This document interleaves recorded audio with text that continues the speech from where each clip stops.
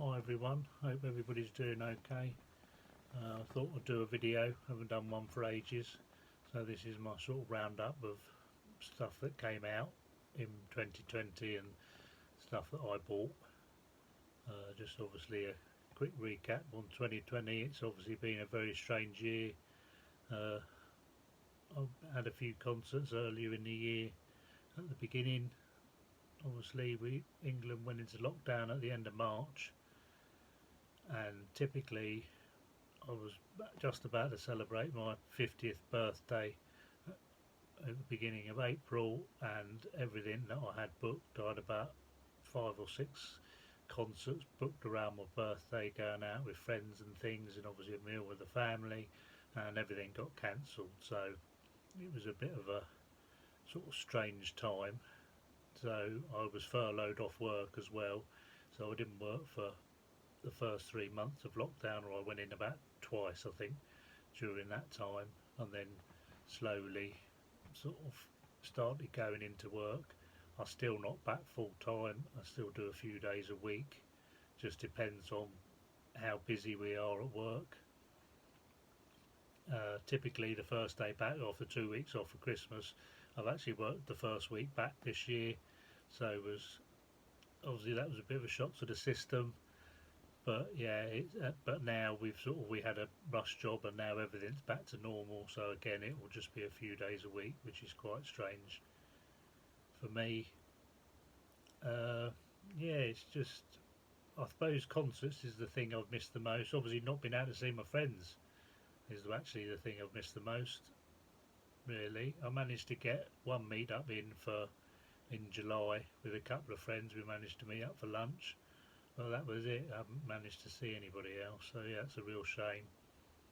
But yeah, hopefully this year we'll be able to do that at some point. God knows when. But yeah, hopefully. So I'm just going to go through some CDs I bought this year. Most of them are actually been released. Most of them are new as well. So first up is this one, and this is Jonathan Wilson and Dixie Blur. This is his fourth album. It's sort of a country album that he's done. I don't know if you can see that picture there. And this was sort of one of the first things that I was going to go and see around my birthday. He was doing an install at Rough Trade on it was the 5th of April, I think it was, something like that.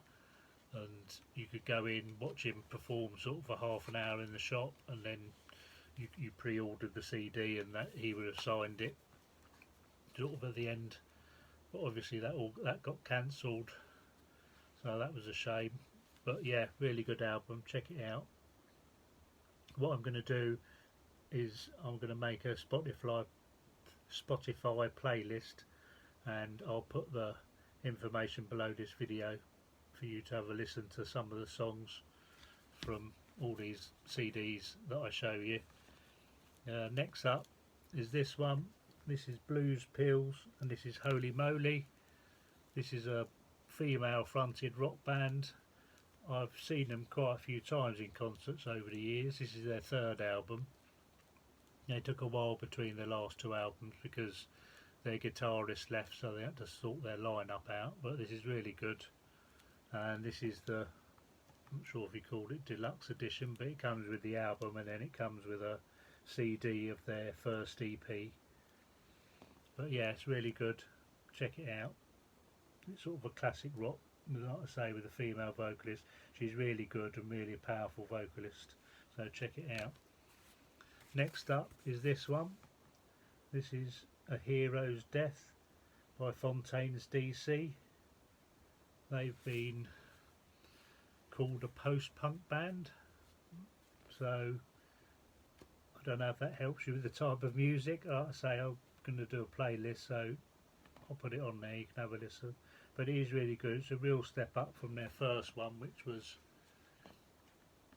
oh no, wrong one, this one, which is called Doggerel, which was only released in 2019. So they've followed it up literally a year later with this one. So yeah, it's a really good, it's nice to see a sort of band that does an album that quickly. It doesn't happen very often. now. As I've just shown it, I might as well show it anyway. This was The Murder Capital. This is actually from 2019, and this one's called When I Have Fears, and this is really good. This again is been classed as a post-punk band. Both of these bands are Irish as well, and I actually went to see this band at the beginning of March last year. This was my last concert, and it was at the 100 Club, and it was absolutely brilliant concert. It was one of the most intense performances I've seen in a long time. So yeah, if you don't know them, check them out. Really good. Next up is somebody we all know. This is Paul Weller's album On the Sunset. I don't know, what can you say about the man? He doesn't seem to be out put a foot wrong at the moment. All his albums recently, last few years, have been absolutely superb, and this is no different. And they're always different, which is, you know, nice. It's not the same. He's not churning out the same sort of stuff as everybody. You know, it's not the same every album, so it's nice. So yeah, check this one out.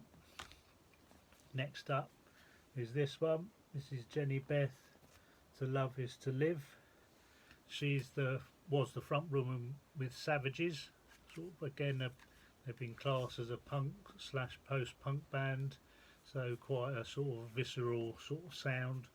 This is quite different. It's still quite an intense listen, but it's more electronic than sort of the Savages. But yeah, it's a really good album. And actually got this is a CD, obviously. I also got a vinyl copy, and I can't show you from here. I've got a card that's been signed that I've got up on the wall over there. Let's see if I can get it in the picture. Yeah, there on the wall. Let's see if we can zoom in now. There, basically, I don't know if you can see. So yeah, that's really nice. So next up is it's sort of a new album. This is Spear of Destiny. This was a band that I used to go and see back when I first started going to gigs in '85. And actually this picture here, that's the bass player, Stan Stammers, and I wrote a letter to their fan club, and he wrote back to me, which is the letter on this side there, and then this is the sort of and the bit on the other side of the tour dates that he sent me. So that's sort of something that I've kept since those days and framed it and put it up on the wall. But yeah, this is a recording of their 1985 album World Service. So this is the 35th anniversary of it, and what they've done is they've actually re-recorded it, and the main sort of singer-songwriter Kurt Brandon sort of said that when it was done, as with sort of most bands, the production wasn't what he wanted, and also the record company wanted a sort of a more pop sort of sound, whereas he wanted a more sort of rock sound. So he's gone back and re-recorded it, and he's changed the track listing on it, which is interesting. He's added in a couple of the B-sides from the singles on here as well. But yeah, it's really, yeah, it's a good album. I'm not sure whether this one's on Spotify actually, so I'll probably have to just put a couple of songs on from the original album. But yeah, it's really good. Next up is one that seems to have won albums of the years on a lot of magazines and things, and this is Bob Dylan's Rough and Rowdy Ways. This is his latest album, and it's also an EP, Murder Most Foul, and that's a sort of a long, sort of 17-minute song, but it's a really, if you know Bob Dylan, I mean, he's never been the greatest vocalist in the world anyway, but his voice now that he's, I don't know, is he well in his 70s, is really bad now, and it's really sort of it's like an old blues record, this is. And so it actually sort of the music suits his voice. So yeah, really enjoyed that one, something different. Now next up, this is what I'm going to class as my album of the year for 2020, and this is the Spitfires and Life Worth Living. And it's just a great album, from the opening song, which is Start All Over Again, which obviously is quite appropriate with what we're going through. It's just, it starts off with a nice uplifting song, and yeah, it's just a great band. I think this is their fourth album. Again, I saw them live in 2019, and they're a great band, and they just keep getting better and better. Every album they release, it's slightly different. It's sort of an improvement on the last one, and this is no different. This is definitely one well worth checking out. I suppose it gets a lot of sort of comparisons to The Jam or Paul Weller in its sort of music, but yeah, it is really good, worth checking out. I'll put a few of those songs. So that's all the album. They're the main out. That's the albums I bought. Obviously I bought a lot more, but these were the ones that actually came out this year. But next up is just to sort of mention, this is The Damned. This is a 4-track EP called the Rockfield Sessions, and called the Rockfield Files, and they went back in the studio after their last album, which was Evil Spirits, which is that one up there, and they recorded another 4 songs. One of them, Black is the Night, was released last year on a best of compilation, but they've got an extended version on here, so that's really good. So you've got 4 tracks. It's always nice when your favourite bands put out new material. Next up is another Paul Weller album. This is called Wake Up the Nation. This is a 10th anniversary edition. They've remixed it. It was a sort of a very quite claustrophobic sort of sound, and they've sort of taken away a lot of the sort of the muddy and the mix sort of thing. So it is quite a different sound to the original album. Not sure yet which one I prefer, but yeah. And last but not least is this one. This is Wilco and Summerteeth. This was their 3rd album, and this is the deluxe sort of edition, so you get a new remix of the album, you get a CD of outtakes, and then a double CD of a live concert. And if you don't know this sort of one, I'm trying to get it without reflecting on the light. It's a really good album. Basically their first, this one being there, and Yankee Hotel Foxtrot, I think that's the name of it.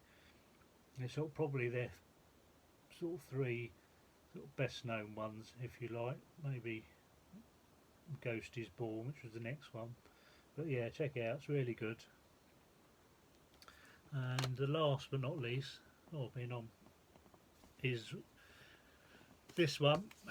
This is my book of the year, and this is Lenny Kravitz and Let Love Rule, and it only goes up to Let Love Rule, so it's really the early part of his life, and it goes into him being signed and then recording Let Love Rule, and then that's where it finishes. So there's obviously going to be a second part, or maybe more, depends on how he does it. But yeah, it's really interesting to see sort of his life, and obviously how the music that he did before Let Love Rule and things. Yeah, so definitely if you like Lenny Kravitz, definitely check that out. It is a good read. Okay, I'm going to leave it there.